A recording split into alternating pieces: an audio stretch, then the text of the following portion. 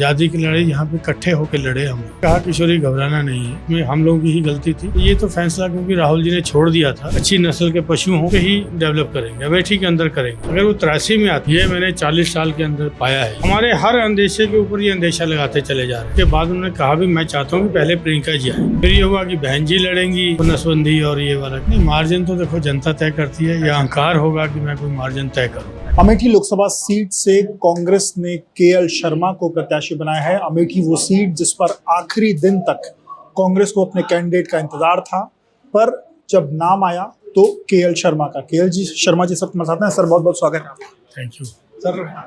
आपका जब नाम आया तो हालांकि उसके पहले कई बार आपका नाम ये कहा गया कि अमेठी से लड़ाया जाएगा, रायबरेली से लड़ाया जाएगा, पर जब आपके नाम का ऐलान हुआ, जब कागज सबके सामने आया, वो पहली बार था जब आपको आइडिया लगा कि आप चुनाव लड़ रहे हैं, या कयासबाजी के दौर में भी कुछ आपके पास अंदेशा था कि आप लड़? नहीं, अंदेशा तो कुछ नहीं था। क्योंकि यहाँ की भावना जो बनी हुई थी गांधी परिवार के लिए बनी हुई थी, तो उसके अनुरूप, क्योंकि मैं भी उसी में समाहित था, तो ये दोनों सीट हमको लग रहा था कि यहाँ की जो जनता बोल रही थी, तो लग रहा था कि यहाँ पे मतलब कोई ऐसा बहुत विरोधी बहुत अच्छा फाइट नहीं दे पाएगा।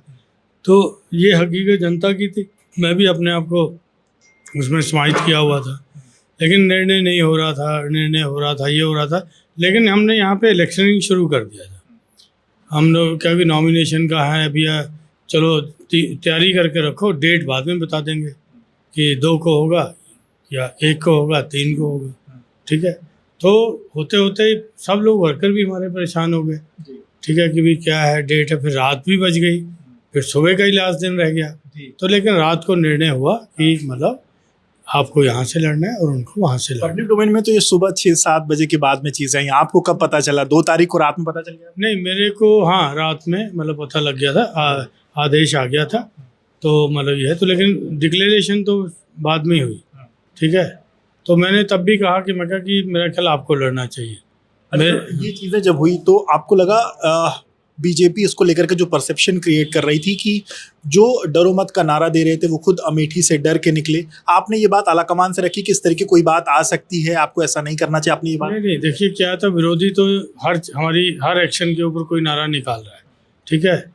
तो वायनाड से थे राहुल जी, तो इस बार हार रहे हैं, तो उनको अंदेशा हो गया कि अमेठी आएंगे, तो अमेठी चले गया कि वहाँ हार रहे हैं इसलिए अमेठी आ रहे हैं। फिर ये हुआ कि आ नहीं रहे हैं। फिर उनका हुआ कि रॉबर्ट साहब लड़ेंगे, फिर ये हुआ कि बहन जी लड़ेंगी। रॉबर्ट जी ने तो खुद अपना 2-3 जगह बयान उन्होंने दिया, लेकिन उसके बाद उन्होंने कहा भी मैं चाहता हूँ कि पहले प्रियंका जी आए, ठीक है, उनका ये भी वर्जन था।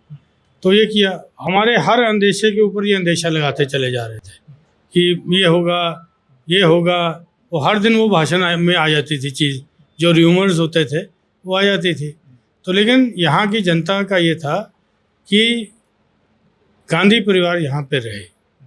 तो जब फैसला आया तो उसके बाद फिर क्योंकि टाइम तो बचा ही नहीं था, क्योंकि सुबह 10 बजे तो कार्यकर्ताओं को बुला लिया था कि भाई नॉमिनेशन कोई तो करेगा, ठीक है, कांग्रेस तो लड़ेगी, ठीक है। तब ये हुआ कि भाई उनको मेरे को मैंडेट दिया, तो मैं अपने आप को बहुत सौभाग्यशाली, मैं इतना कभी सोचता नहीं था कि ये परिवार मेरे लिए इतना सोचता है। सर, आपके राजनीतिक सफ़र के बारे में बात करेंगे। 1983 का वो समय जब आप यहाँ आए, 41 साल हो गए। ये सफ़र आपने जो अमेठी और रायबरेली के लोगों के बीच में बिताया है, ये सफ़र कैसा रहा? क्या क्या आपके पास दायित्व रहे, क्या चीज़ें रही? नहीं, मैं अमेठी से बहुत सीखा, अमेठी के लोगों से बहुत सीखा। ये एक अमेठी के लोग जो है ना, ये दिल जिससे जुड़ते हैं, दिल से जुड़ते हैं। ये मैं कभी कहता हूँ कि कभी तुलना भी करता हूँ कभी कॉन्सेंसस की। अमेठी का गांधी परिवार से भावनात्मक लगाव है, ये मैंने 40 साल के अंदर पाया है। आपकी भूमिकाओं पर बात करें, आपने यहाँ पर किस तरीके से जो अपना दायित्व है वो निभाया है? नहीं, देखिए मैं यहाँ पे 1983 में आया था। इसके पहले मैंने यूथ कांग्रेस के ट्रेनिंग प्रोग्राम के अंदर 45 दिन की ट्रेनिंग ली थी। मेरा परिवार कांग्रेस से बिलोंग करता है।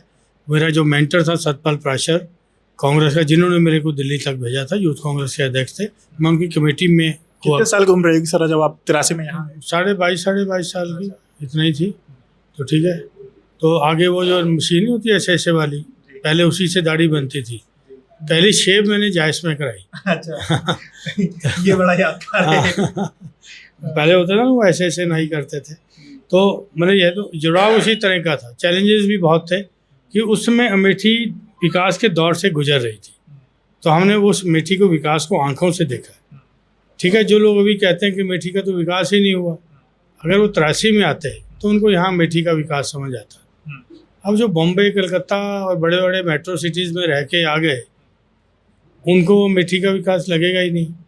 ठीक है, तो सर ये माना जाए अमेठी आपके सामने एक बड़ा, आपने क्योंकि 4 दशक लगभग आप यहाँ पे समय दिया है, विकास की जो आपने बात कही, इन 4 दशकों में क्या मिला है अमेठी को? क्योंकि एक पक्ष या एक पार्टी ये कहती है कि अमेठी और रायबरेली को सिर्फ लूटा गया, वहाँ को कुछ दिया नहीं गया।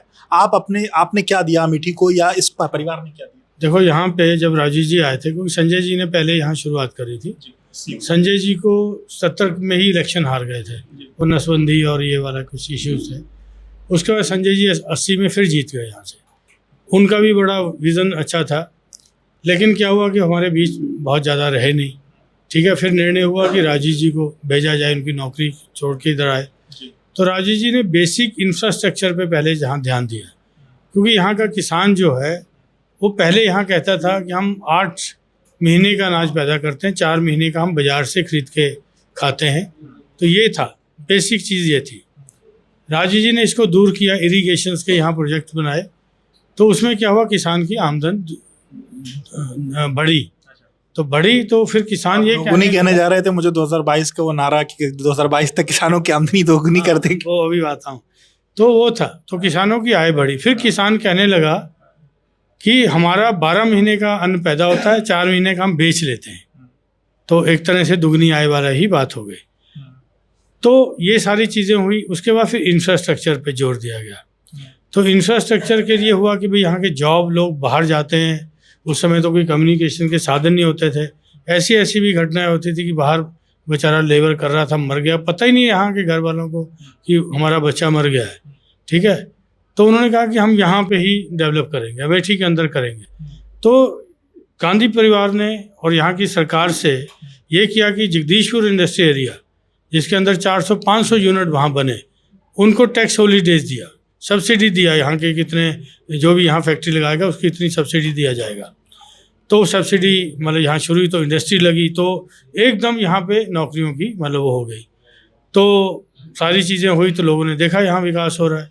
अब यहाँ हम बैठे हैं इसी विधानसभा में, हमारे यहाँ पे वेस्पा स्कूटर की फैक्ट्री लगाई, और फिर यहाँ था कि पशु हमारे दुधारू हों, अच्छी नस्ल के पशु हों, तो यहाँ पे बैफ सेंटर का बड़ा सेंटर यहाँ पे स्लोन में खोला, जिसका कि आज भी लोग अपने गाभिन करने के लिए अपनी गाय को यहाँ पे लाते हैं कि यहाँ के अच्छे नस्ल के सांड वगैरह यहाँ पे रखते हैं, तो जिससे कि उनको पंजाब तक से गाय आती है यहाँ। ठीक है, इतना मतलब बड़ा है। उसके बाद फिर इन्होंने, अभी भी वर्किंग है, ये वर्किंग है, अभी वर्किंग है, हाँ, तो ये मतलब वो है। उसके बाद फिर उन्होंने यहाँ पे और चीज़ें यहाँ पे किया। जब थोड़ा सा बढ़ा आगे, राजीव जी प्राइम मिनिस्टर हो गए। प्राइम मिनिस्टर होते तो फिर यहाँ भी काया पलट हुआ। हॉट मिक्स प्लांट हमने पहली बार तभी देखा। ठीक है, कि हॉट मिक्स प्लांट जाए, इसमें हम देखने जाते थे यार कैसे इसमें आज रोड़ी बजरी जाती है, कैसे बन के निकलती है, तो हम लोगों ने देखा। तो वो चीज़ें भी यहाँ पे देखी। यहाँ पे हम लोगों ने, क्योंकि जिसने जो भी आते गए, फिर उसके बाद विकास होता ही गया। राजीव जी का असैसिनेशन हो गया, वो दिन याद है मेरे को, 84 उसमें 91 में। तो 91 में हम लोग 20 मई को उनका चुनाव कराए थे, और 21 को सूचना आ गई कि उनका देहांत हो गया। तो हम लोगों ने उनको काउंटिंग जो हुई, उनकी डेथ के बाद हमने काउंटिंग कराया, उसमें भी राजीव जी जीते थे। ठीक है, उसके बाद उनकी डेथ के बाद कैप्टन सतीश शर्मा आए यहाँ पे, तो मैडम ने पॉलिटिक्स में कह दिया था मैं नहीं आऊँगी। तो फिर कैप्टन साहब ने यहाँ पे एज ए पेट्रोलियम मिनिस्टर, यहाँ पे पेट्रोलियम इंस्टीट्यूट जो बहादुरपुर में आप देखते होंगे, उसकी स्थापना करी। उसके बाद फिर उन्होंने 2 यहाँ बॉटलिंग प्लांट लगाए। और फिर व्यक्तिगत लोगों की जो हमारे साथ बरसों से हमारे कार्यकर्ता काम कर रहे थे, उनको भी कुछ मजबूती हो, उनको भी यहाँ पे अपने डिस्क्रिप्शन कोटा से गैस एजेंसी, पेट्रोल पंप, और उसके बाद मिट्टी तेल के डिपो उस समय होते थे, ये सब कराई। और यहाँ पे गैस कनेक्शन की तो हमने बाहर लगा दी। ठीक है, 90,000 गैस कनेक्शन अमेठी के अंदर बटे। ठीक है, तो मतलब ये यहाँ पे हुआ। उसके बाद सोनिया जी आई, ये कैप्टन साहब 98 में हार गए। तो माहौल यही था जो आज था कि भाई अमेठी में तो ये हो गया, वो हो गया, ये किया। तो मैडम का बेलारी से नॉमिनेशन हो गया। तो मैंने प्रियंका जी से कहा, मैं कहा देखिए मैं इनके बीच रहता हूँ, यहाँ का सेंटर हम हारे नहीं थे 98 में, प्रशासन की बदमाशी से हम लोग हारे थे। तो आप कन कन में आप लोगों का नाम है, आप आइए, लड़िए और यहाँ से जीत के जाएंगे। तो फिर खैर प्रियंका जी ने उस समय बड़ा साथ दिया, हिम्मत दिखाई, जबकि कल्याण सिंह जी की गवर्नमेंट थी, वो ऊपर अटल जी की गवर्नमेंट थी। तो लेकिन लड़े, हर हम लोग 3,12,000 वोट से हम जीत के गए। ठीक है। फिर हाँ नहीं 91 में, 91 नहीं 98 में, सॉरी 98 में। ठीक है, 98 में हम लोग 98 में हारे थे। 99 में फिर सोनिया जी लड़ने आई थी, तो वो किया। फिर हम लोग यहाँ तब भी ऐसा ही माहौल था, लोग घबराए हुए थे कि भाई पुलिस थाना ये सब चलता था, लेकिन तब भी हम लोगों ने घबरा नहीं। मैंने पहली बार देखा कि इतनी जल्दी इतना परसेंटेज हो गया। लोगों को देखा कि फिर पिछली बार की तरह कैप्चर ना हो जाए, पहले वोट डाल लो। ठीक है, तो ये माहौल था। तो फिर सोनिया जी जीती, तो फिर प्रियंका जी लड़ाई अपना इलेक्शन, वो सारा का सारा, यहाँ पे किसी भी आदमी को हमने अंदर नहीं प्रियंका जी ने आने दिया। फिर यहाँ पर जब पूछा, मैंने कहा कि भैया, मैं कहा बताइए कि अब क्या फैसला है, बेलारी या अमेठी? प्रियंका ने कहा ऑफ कोर्स अमेठी। अच्छा, ठीक है।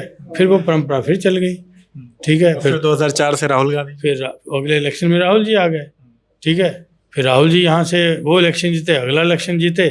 फिर उसके बाद थोड़ा सा हमारा, क्योंकि यहाँ की पब्लिक ने, देखो हमारा इलेक्शन, मैं नहीं समझता कि अमेठी की पब्लिक ने कोई इलेक्शन आया।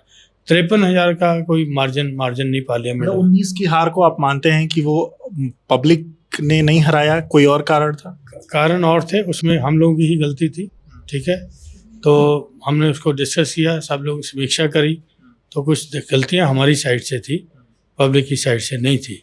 पर उसके बाद एक जो आरोप लगता है कि राहुल जी 19 के बाद यहाँ आए नहीं, आप इसको कैसे देखते हैं? क्या राहुल जी को आना चाहिए था? आप ये नहीं कह सकते कि नहीं आए। ठीक है, राहुल जी यहाँ पे 4-5 बार आए, जब भी प्रोग्राम हुआ यहाँ पे आए। ठीक है, यहाँ पे उन्होंने पद यात्रा भी किया, जो भी बड़े कार्यक्रम हुए, असेंबली के इलेक्शंस में उन्होंने हमेशा पार्टिसिपेशन यहाँ पे किया, 2-2, 3-3 मीटिंग्स लगाई, जो उनका दायित्व था उन्होंने पूरा किया। फिर उसके बाद यहाँ पे प्रियंका जी भी आती रही, क्योंकि जब असेंबली का इलेक्शन या जहाँ की प्रभारी बनी यहाँ की यूपी की, तब भी वो आती रही। उसके बाद जो सोशल काम थे, जो राहुल जी के एमपी रहने के होते थे, वो निरंतर चलते रहे। हारने के बाद हमने उनको छोड़ा नहीं कि नहीं तुमने हरा दिया तो अब हाँ यहाँ कुछ नहीं करेंगे। नेता का स्वाभाविक रिएक्शन होता ना कि मैंने इतना किया और ये कर दिया। तो लेकिन राहुल जी का ये रिएक्शन था कि जो हमारा सेवा भाव हम करेंगे, पब्लिक का मैंडेट है, कबूल करते हैं। लेकिन फिर यहाँ के लोगों को इस बात की उम्मीद नहीं थी कि 2024 में राहुल जी यहाँ आए? यहाँ के लोग इस बात की उम्मीद, यहाँ का लोगों का मन था कि राहुल जी आए, हम उनको बताएं कि हमने नहीं आपको हराया और हम इस बार फिर आपको जिता के। मैसेज आपने राहुल जी को पहुँचाया? यहाँ लोग गए, इन्होंने AICC में सारे लीडरों को पकड़ा, खड़गे जी से मिले यहाँ की जनता जाके।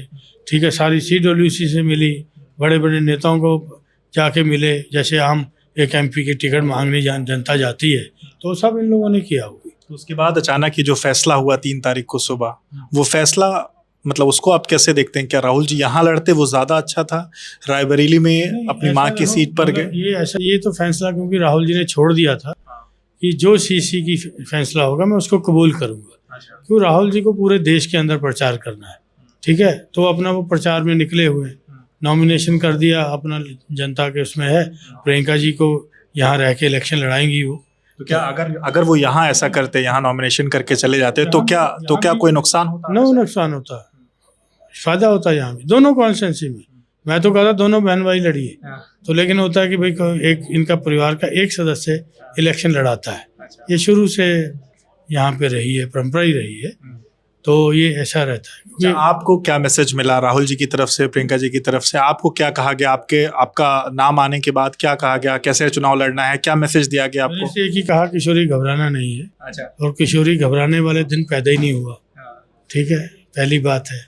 ठीक है, क्योंकि अगर यहाँ बहुत जेलें हैं, पॉलिटिकल क्राइसिस, ठीक है, तो घबराने वाले दिन तो पैदा नहीं हुए। ना गांधी परिवार घबराता है, ना उनका एक शिष्य घबराता है कभी। तो राहुल जी, प्रियंका जी आपके लिए कैंपेन करने आएंगे? जी आएंगी, उन्होंने कहा। प्रियंका जी तो मेरे नॉमिनेशन भी आशीर्वाद देने आई, जबकि रिस्क था कि वो उधर रायबरेली पहुंच पाएंगी कि नहीं पहुंच पाएंगी, लेकिन उसके बावजूद उन्होंने कहा कि ईश्वरी मैं आऊँगी ज़रूर, चाहे मले हो। तो चाहे 10 मिनट के लिए आई, आशीर्वाद दिया, निकल गई यहाँ पे। फिर आने का वादा भी किया कि मैं जल्दी फिर लौटूंगी और यहाँ बैठ के दोनों इलेक्शन को लड़ाऊंगी। एक चीज़ सर, कांग्रेस के मैनिफेस्टो को लेकर के जो एक चीज़ें क्रिएट हो रही हैं, ये कहा जा रहा है कि ये मंगलसूत्र छीनने जैसी बात कही गई। ये कहा गया कि एक जो ये मैनिफेस्टो है ये मुस्लिम लीग का मैनिफेस्टो है। आप उसको कैसे देखते हैं? आपका क्या तर्क है? आप क्या कहेंगे? ये मिथ्या प्रचार है। हमारे बैठ जाएं जो लोग कहते हैं, कहाँ हमने लिखा मंगलसूत्र, कहाँ हमने लिखा है, क्या लिखा है उसके अंदर, बैठ तो जाएं। ठीक है, आप हर चीज़ को उसको हिंदू मुस्लिम से जोड़ना चाहते हो यार, समाज को बांटो नहीं यार, सब इस हिंदुस्तान का हिस्सा है। आज़ादी की लड़ाई यहाँ पे इकट्ठे होकर लड़े हम लोग, ठीक है। तो उस ताने बाने को, जो गंगा जमुनी तहजीब है यहाँ की, उसको डिस्टर्ब ना ही करें ये लोग, तो अच्छा है, हिंदुस्तान तरक्की करेगा। आज आप जनता के बीच में गए, लोगों से मुलाकात की, क्या रिएक्शन मिल रहा है? लोग कितना एक्सेप्ट कर पा रहे हैं? क्या चीज़ें कह रहे हैं लोग? लोगों को लगता है कि हमारे बीच का ही कोई आदमी लड़ रहा है, ठीक है, और मैं इनके बीच का हूँ भी, ठीक है। 20 तारीख को मतदान होने वाला है, कितना कॉन्फिडेंट महसूस कर रहे हैं? क्या लगता है, क्या आप, अगर आप जीत को लेकर के आश्वस्त हैं, क्या आप मार्जिन सोच रहे हैं? नहीं, मार्जिन तो देखो जनता तय करती है। यह अहंकार होगा कि मैं कोई मार्जिन तय करूं, ठीक है, ये वो करते हैं अहंकार वाली बात। ये अभी केक वाक हो गया है या ये हो गया है, उनका अहंकार, उनको मुबारक, मैं उनकी बात पे कुछ कहूँगा नहीं। जीत को लेकर के आप आश्वस्त हैं? मैं जीतने आया हूँ भाई। स्मृति ईरानी को कोई संदेश? ना, कोई संदेश नहीं, ठीक है, वो अपना लड़े, पॉजिटिव ढंग से लड़े। हम उनके जो काम है वो अपने बताएं, हम अपने काम बताएं और जनता को प्रभावित करें। जिसको जनता चुने चुन ले। बहुत बहुत शुक्रिया बात करने के लिए। तो आप अमेठी के कांग्रेस पार्टी के कैंडिडेट को सुन रहे थे, केएल शर्मा जी को, और जिन्होंने बताया कि उनके क्या इश्यूज हैं और किन इश्यूज पर वो लोगों के बीच में जा रहे हैं, कांग्रेस पार्टी की तरफ से उनको क्या आदेश मिला है, इन तमाम विषयों पर उन्होंने खुलकर बातचीत की। विवेक राय, एबीपी लाइव के लिए।